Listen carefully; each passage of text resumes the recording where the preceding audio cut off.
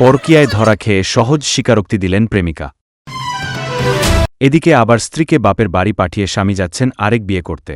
এতক্ষণ দেখছিলেন শিরোনাম, এখন দেখবেন বিস্তারিত। দীর্ঘ 10 বছরের প্রেমের টানে নিজের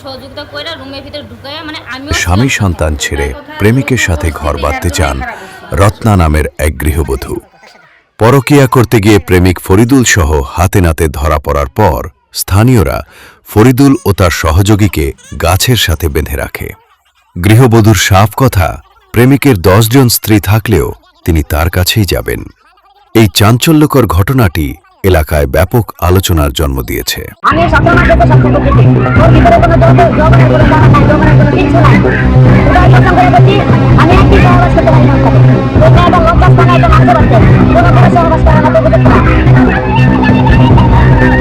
চাঁদপুরের ফরিদগঞ্জে স্ত্রীকে তালাক দিয়ে দ্বিতীয় বিয়ের প্রস্তুতিকালে স্বামী ও স্ত্রীর পরিবারের মধ্যে রক্তক্ষয়ী সংঘর্ষের ঘটনা ঘটেছে।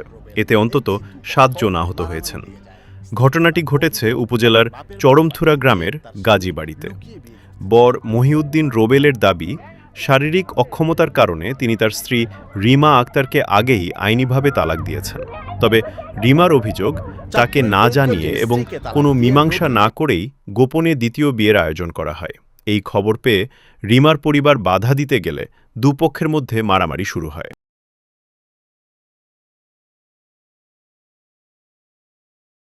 মায়া